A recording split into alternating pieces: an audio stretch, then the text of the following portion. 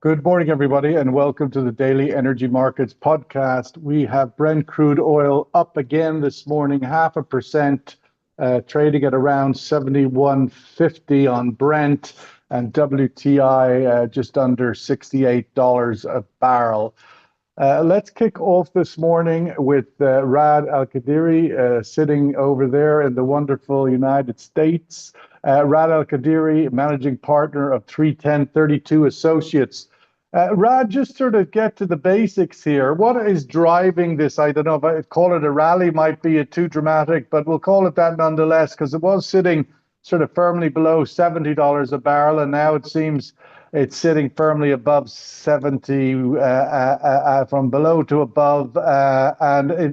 What's driving this? Is it supply disruption fears or demand recovery from China?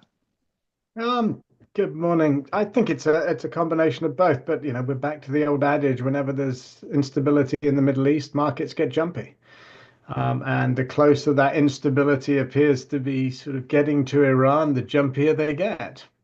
And I think, there is a concern at this moment in time that this administration and the sense that this administration is somewhat unpredictable, that Iran could get dragged in or be a target in some shape, manner, or form for the administration's targeting of the Houthis.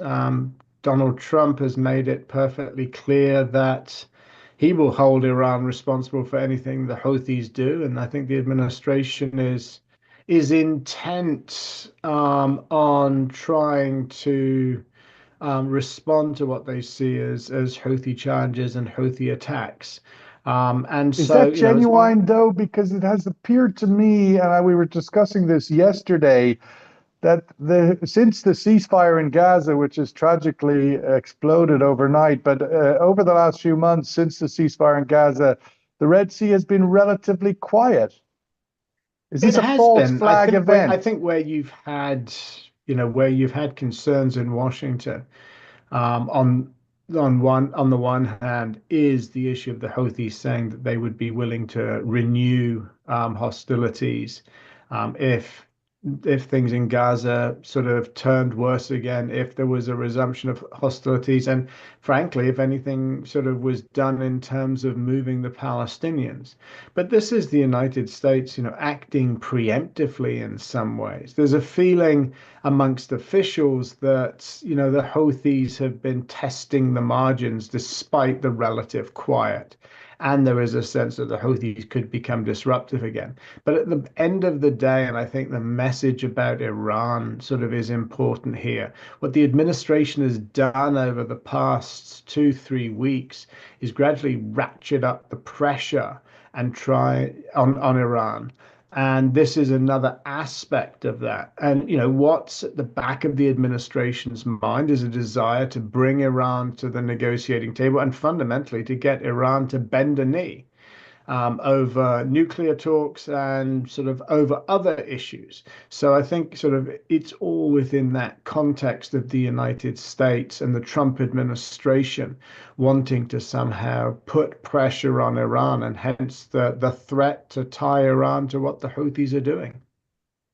Let's go to Dr. Iman Nasseri, Managing Director, Middle East, FGE Dubai, sitting 100 miles away from Iran here as I am. Iman, your thoughts on the likelihood of Iran bending the knee, so to speak, to use Rad's phrase. You have to be Catholic, I think, to really understand that genuflect in front of the higher God. But nonetheless, it's not a posture Iran does very often or very well, and ultimately the signals seemed a bit confusing, a bit like the Red Sea being a bone of contention again. It seemed to me slightly a false flag event because the Houthis have been relatively quiet.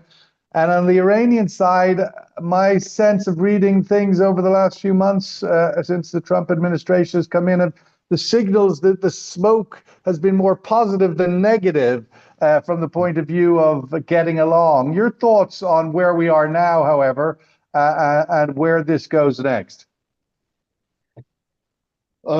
Yeah, well, I agree with you that I wasn't expecting, among many other acts and scenarios and actions, by the United States or in the current geopolitical landscape, this kind of attack on Houthis, given the rather quietness. And then I hear out that they have been a bit not so loudly, but a bit noisy about the potential expansion of their activity in the Bab el-Mandeb and the Red Sea. But I didn't expect. Now, what I do expect from Trump administration is that, and this could fall in that broad category of increasing pressure on Iran while wanting more genuinely, perhaps than not, a deal from them.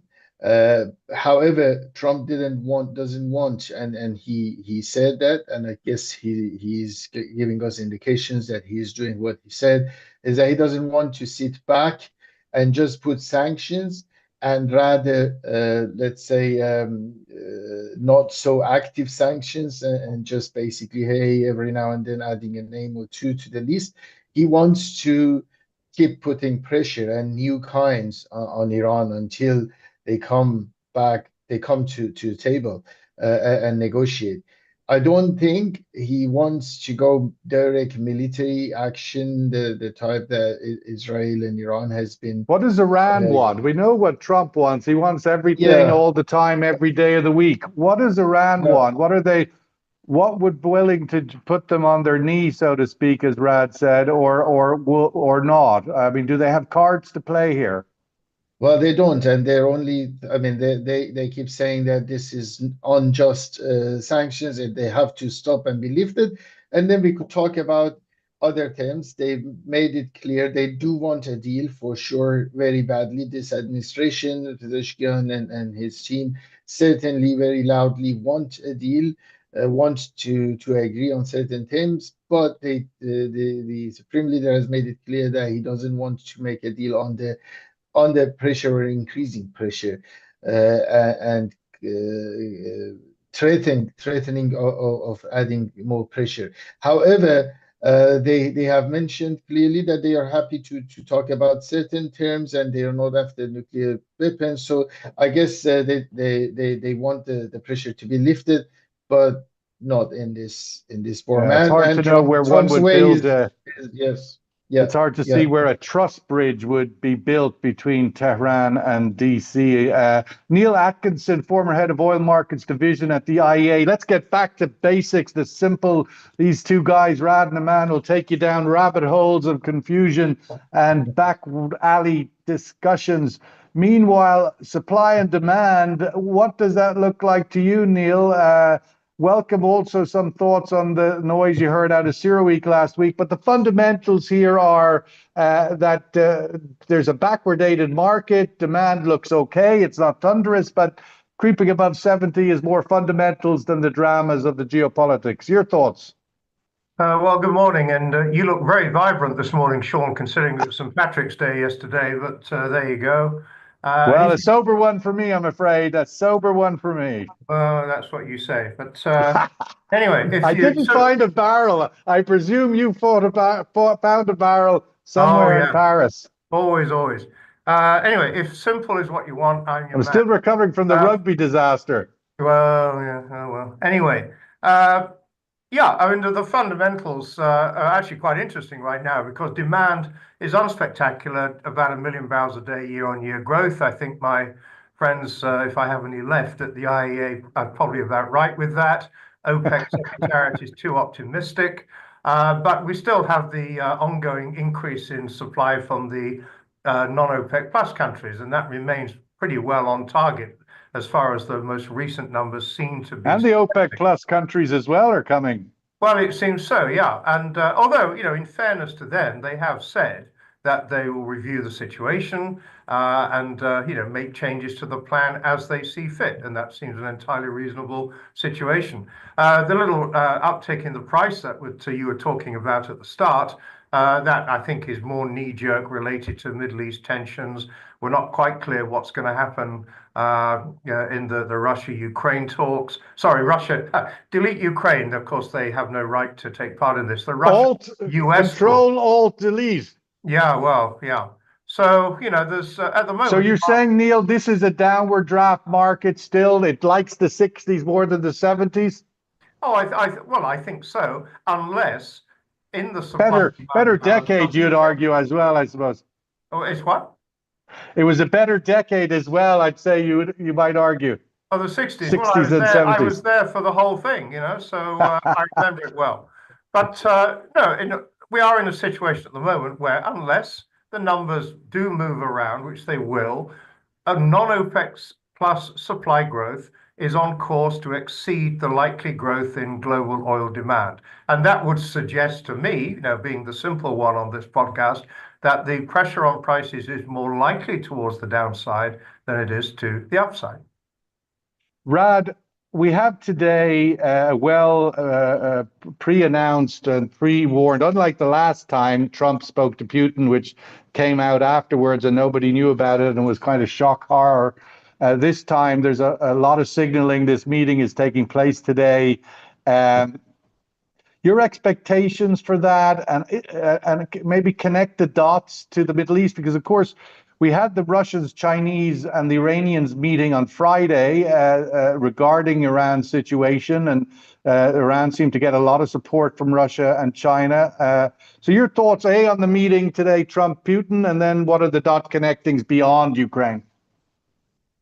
I think in terms of today, I mean, the president has certainly sort of set a relatively high bar in terms of optimism. Some of his statements that, there will be significant progress made, but that is the nature of the president. He is the salesman in chief, if nothing else. I think, what the US hopes to be able to achieve is to get Russia to the table and get this temporary ceasefire in place as quickly as possible. What's unclear is whether the Russians see things in that same vein. Certainly, in terms of some of the progress they're making in Kursk, and some of the demands that they've put down early on now in negotiations like this, everybody sort of slaps the kitchen sink of demands down in advance. The question I think that will start to be clearer after today is how many of those demands are genuine by the Russians. Certainly the notion that the Russians might be playing for time is one that I think is still salient. And again, what comes out of this meeting will be an indication of some of that. But this is likely to be a meeting that will be heavy on spin and probably relatively light on substance, unless there has been some progress behind the scenes that hasn't leaked thus far. And certainly the sort of preliminary meetings, whether it's Witkoff going to Moscow, whether it's Rubio, and the discussions that took place in Saudi Arabia, those all appear to be around frameworks and what might be done, as opposed to any specific substance. There's some talk of sort of one or two symbolic issues, but the key is going to be how soon and how quickly, if at all, the Russians are willing to sign up to this temporary ceasefire arrangement, and what conditions they lay on the table. And that isn't clear yet, but the sort of indicators are that they're going to drive a very hard bargain and see themselves as being having a strong hand in terms of negotiations, and having the United States at least providing some wind in their sails. Iman, just looking at picking up on the commentary by Neil there, just again, the supply question, and looking at OPEC plus, the increase that's coming in a few days, and then obviously through 18 months, a lot of oil coming back on the market from OPEC plus. You'd have to say at least, if not more than the global demand growth for this year and next year is going to be taken by OPEC plus and more, because what they're talking about returning to the market over the next 18 months is beyond what global demand growth is forecast, never mind non-OPEC plus. So I wonder if you'd square the circle on that for us, and where you see that going vis-a-vis with prices. There's only one answer, as Neil says. Your thoughts? Yeah, no, I agree with Neil. We have the same situation. The demand growth is about 1.2 on our books this year, and DOC declaration of the cooperation, all the non-OPEC plus, including the NGL and condensate, which is not part of that, but is part of supply and often forgotten, which is part of basically supply that goes to demand, is significantly larger than the demand growth. We have it at around 1.8, 1.9 total growth. So that means the market will see 600-700 KBD of surplus if OPEC or the OPEC plus countries overall crude, and again including condensate and NGLs, which is also increasing in the OPEC countries, keep their production flat. So that's the current situation. We have it rather flat because we think there should be some. Well, they will start in April, and then at some point they may need to revisit it. But I think there is room for them to continue until at least end of the year, if they get the compliance improved or non-compliance better. So some reduction from some of the bad boys would certainly allow the rest to increase for this year. That will leave us with some stock build, but it can be absorbed as long as because we had a big stock draw last year, as long as there's no other moving part. I have to emphasize that in this assessment, and I would like to know Neil's opinion, but we have Iran's supply still coming to the market. So Trump's measures are not considered to be super effective. So we have about 1.2 million barrels per day, less than last year, but still significant amount of crude, plus about 1 million barrels per day of product in this equation. If Trump were able to remove any of those with tougher measures, then we're in a better situation in terms of balance and probably higher price environment. If a deal was achieved, which doesn't look very likely in at least in near term this year, then we may be in a worse situation. Neil, just picking up on that, from the point of view of demand sort of surprises, I mean, the supply picture seems quite clear, more than is needed. But on the demand side, maybe there's some underestimation of it being less than might turn out to be. Signals from China are relatively positive, nothing dramatic, but nonetheless, nothing's going over a cliff there. And we have now today in Germany a historic vote in the Bundestag today to release increased defense spending. I think it's something like €1 trillion budget sign off, and a lot of it going to defense, a lot of it going to infrastructure, a huge sort of transition moment in Europe. Could Europe surprise on demand upside? Your thoughts? That would be a surprise, frankly. I mean, Europe. Yeah, but €1 trillion is a lot of money. I mean, you start digging up roads and cement factories, obviously how and where it's spent, for sure. But in industry, it's very difficult to see any rebound because of high energy costs in many of the European countries. And there are long-term structural issues at play in Europe. The gradual deindustrialization we've seen over the last, this is 10, 20 years. This isn't just in the last couple of years, although obviously the impact of the Russian invasion of Ukraine has had a particularly dire impact on Germany, for example. So the idea that there can be any kind of surprise coming out of Europe is, I just find it very hard to see. That if there's one thing, well, these are spectacular times, right? It's either do something spectacular or die, it seems. And Germany under Merz looks like they're willing to do something spectacular. Well, it does look like that. That's certainly true. And, those of us who've lived in Europe for a very long time are astounded at the idea there could be much dynamism in European government. If Trump has achieved anything since he came back to power in January, and the way he's doing it, I don't approve of this, but he has basically delivered a kick up the backside to Europe as far as defense spending is concerned, which I think is badly needed. And indeed, he's not the first administration to point to what they perceive to be deficiencies in European defense spending. So, can Europe deliver a major surprise on the upside? It's one thing to announce huge increases in spending on things, but you still have to deliver it. The money still has to leave the Treasury, go to where it can be spent, delivered, and show an impact. And that takes some time. It isn't going to be shock therapy, an overnight success. And just something that we didn't mention earlier on, because we rarely get excited by the OECD economic outlooks, but they published some new numbers yesterday, which I think. Sorry. Yeah. Well, that's the impact it normally has on me. Whenever anybody mentions the acronym OECD, I usually get excited by acronyms, but OECD is the one that goes.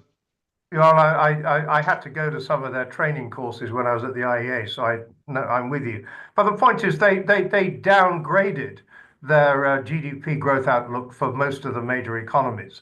I think I've not read the whole thing yet because I think it only came out yesterday.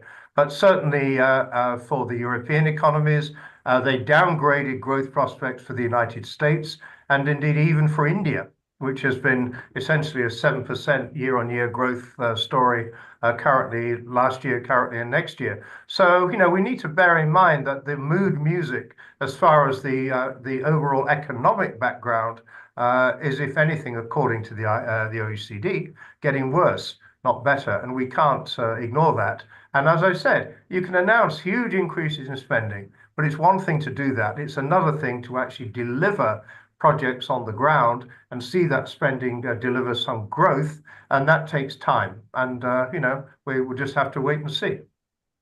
The mood music might change first, I suppose. Let's go to the survey question and get the view of the wider room on some of these issues. What is the main driver of Brent crude oil prices moving up into the 70s? Is it concerns, supply disruption concerns? Is it 2, renewed China demand? Or is it 3, Trump fear of unknown? Which one of those do you want to pick? Supply disruption concerns, bombing the hell out of the Houthis. The Israelis restarted their massacre of Palestinians last night in Gaza. Is it renewed China demand? Some positive data is coming out of China consumption, and a lot of incentives are now being deployed in the China stimulus for consumers to spend some money, or just 3, the Trump fear of unknown, rather than what we're actually seeing and knowing so far. Which of those do you think takes us forward? Rad, as the great geopolitical analyst that you are, I wanted to ask you to turn your sights internally. Obviously, one of the great questions in the world today is, and the debate on a lot of things is you've got the Trump punch, and then you've got the punch back, and we're seeing everybody throw some kind of a left hook back at Trump in its different ways, shapes and forms, and that's unfolding all the time. But my question to you is, what's the punch back inside America? Is there any? We saw some demonstrations over the weekend. We've seen some mutterings on occasion. The courts push back and try to block the extradition of the Venezuelan refugee, what do you call them, Venezuelan migrants to a prison in El Salvador. The Trump administration ignored the courts on that occasion. Is there a punch back within the American political, body politic?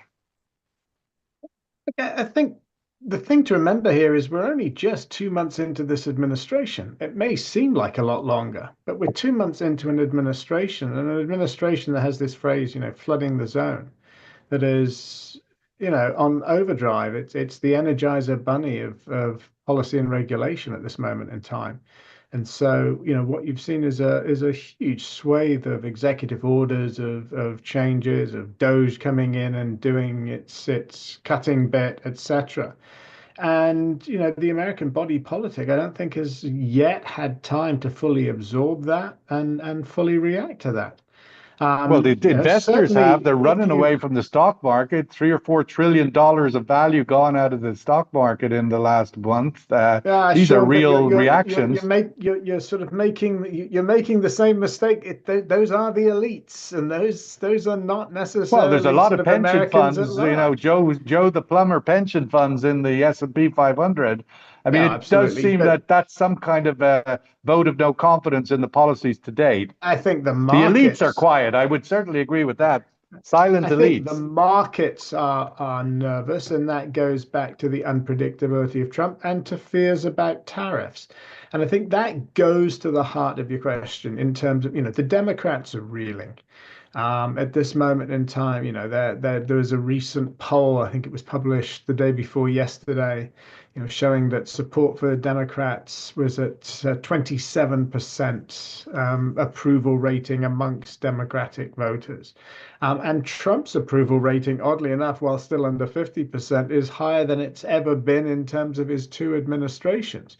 But I think that the point that you're getting, this needs to be absorbed and the real impact needs to be understood. Think of this as a country in a certain amount of shock right now. For Trump supporters, it's shock at sort of how quickly and how far the administration's moved. And for those who oppose those policies, it's uncertainty, unpredictability, and really trying to make sense of what's happened. And I think you pointed to the two things that are really going to be important in the longer term in terms of deciding whether this administration can be successful. The first one is the economy. If there is a recession, and I think it's somebody pointed out, it's unique for a U.S. president to, you know, hint or point to a recession during their term. Trump has done that. The team have done that. They've talked about transition or disruption. You know, frankly, that is a recession. You know, if it hits pocketbooks, if it hits the pocketbooks exactly what you're talking about, then I think you're going to sort of start to see less support. The second one will be the role of the judiciary. The judiciary has yet to be fully tested on this. And it's quite clear that the executive is willing to push a view in terms of its own power and mandate. That may not align with how the judiciary see things, or indeed how the Constitution is written. So as you move forwards, you know, the role that the judiciary plays and how effective it can be in terms of imposing those rulings. I suggest that the Supreme Court is probably going to be rather busy over the next few months. And the third thing is going to be sort of just the competence. You know, at this moment in time, there's been a lot of action, but also a sense of it's been muddled, it's not necessarily been planned, Trump is mercurial, etc., etc. I think if there is a sense amongst the American people that this administration is incompetent, if some of these moves to cut the federal government start to really have an impact, if you had one or two sort of major issues that were thrown up, then you may start to see this administration being forced to rethink, and it will come down to Trump, because he will appreciate, I mean, he more than anyone else is about popularity. Yes, Mr. Apprentice. Aman, sorry, Rad took up all your time. The Iraqis have been doing that forever to the Iranians. I know that, but we won't go there now. But quickly, Aman, I wanted to get your sense of how, now we've got bombing back in the Middle East, sadly, after a few months of quiet. How big do you think this could go and unravel? It feels a little bit ominous. A quick assessment on your part. Yeah, well, quick is that, well, I'm not as a great geopolitical analyst as Rad is, so he will be better placed. But my naive. Yeah, but you're sitting here on the ground like me, and you feel the tremors. Yeah, the tremors don't go all the way to Washington. No, but my reading is that it wouldn't go to, well, maybe it's a mix of analysis of visual thinking, that it would not blow into any bigger. It's part of this tactical movement rather than anything, and then hopefully it will come down. The fire will settle sooner than later. But I did want to mention something about your question earlier about the price movement or price rally. I think we're we said that when Trump was elected, that in a Trump era, we should be comfortable with $2 to $3 movement on prices on tweets and actions that sometimes do not get really implemented. So I see that more of a normal market reaction than anything. Right, $2 or $3 swings up or down, Trumpian. Neil Atkinson, last word to you. Supply disruption concerns is what this room says, where what's driving up the market. I wanted just to say, make sure that the last few friends that you do have at the IEA, that you knock them over on this podcast and give us your assessment on the commentary from the IEA at CERAWeek last week, where Fatih Birol seemed to be getting headlines for his surprising call for more oil production capacity investment rather than less, which seems a bit odd given the amount of excess supply we're talking about at the moment. Your thoughts on that and the other noise you heard at CERAWeek? Well, I wasn't at CERAWeek, so no, I know. I've been everywhere else so far this year, but I wasn't at CERAWeek. As far as the IEA's position is concerned, two things. Number one, there have been calls, which I've been part of, for them to bring back some kind of business as usual scenario for energy outlooks through to 2050. And it looks as if they're answering those calls, and we will be getting something later this year which responds to that. As far as the calls for more oil investment are concerned, to be frank, I think this has a great deal more to do with the positioning of the IEA with respect to its leading members than it does necessarily to any kind of overnight conversion. Well, we're looking at that knee bending again. Everybody's bending the knee except Mr. Zelensky. So long may he show another way forward. The IEA bending the knee to Mr. Trump's desire for lower prices, perhaps. That's been a great chat. Really enjoyed it. There's a lot to think about at the moment. There's a big day ahead. This Trump-Putin call, the vote of the German Bundestag, just a short number of a long list of things to keep an eye on. Raad Elkadrawi, thank you so much as always. Late at night there in Washington, D.C. Does the city sleep? It does, yeah. It's the place up the road that never sleeps. And of course, Dr. Eman Nasseri here in Dubai, best in the business in this region. Neil Atkinson in Paris. Thank you all very much. I look forward to catching you all soon again. And for those that are participating, Ramadan Kareem. All the best. Thank you. Thank you. Thank you. Bye. Great to be here.